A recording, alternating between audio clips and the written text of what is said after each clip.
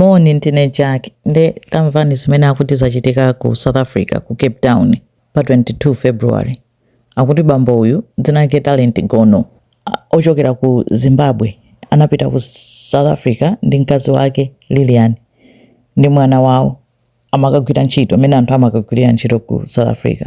Wakhala kugwira ntchito kumeneko kusunga ndrama, ali ndi mwana wa zaka 5 ndi asunga ndrama zina zoti anaona kuti zakwanira amafuna azibwerera kwawo ku Zimbabwe ndi mkazi wake ndi mwana kuti akakhazikike kumeneko akambe kupanga mmene anapangira maplani awo.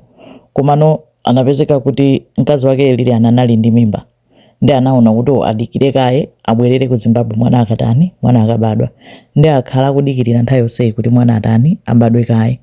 Ndi Lilian nayeso amagwira ntchito komweko South Africa ndi tsiku lina anali ku ntchito tsiku limene lolo koma faita ati mimba mmawawa abwana anamuza kuti chani basi pitani kaye ku nyumba kapena mupite ku chipatala nangasana lodwala onena kuti nthawi yatsala pang'ono ndi ananyamuka kubwerera ku nyumba.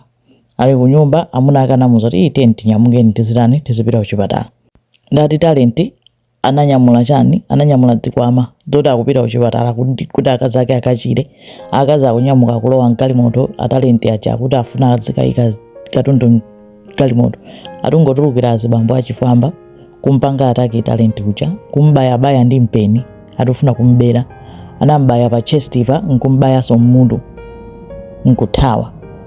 Mkazi wake Lilian alipompo ati Lilian uja amafuula kunena kuti anthu abwera amuthandiza anthu akuchita ataki ndi anthu kumva zonena kuti akuchitidwa ataki pa achifamba ndi mipeni anthu palibe amene anatuluka aliyesa amachita mantha kuti nanga kakati baya ife.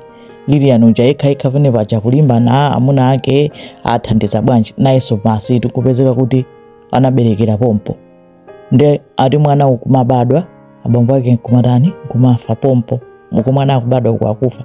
Ali nkhani yochitisa manyazi yoopsanso kwambiri nzomvetsa chisoni kunena kuti uchifamba wake wa mtundu wanji uchira umuona munthu atengana ndi akazi ake akuthamangira ku chipatala kuti akachire ndikukampanga ataki choncho mwana wabadwa pambali pa abambo ake akupuma mpoya womaliza. Ndi nkhani yoti yazungulira kwambiri manyuzi kwina dziko lonse osati ku South Africa kokhayi ndi maiko akunja omwe kuti zinamvetsa chisoni kuti kodi uchifamba wake uchita kukhala otani.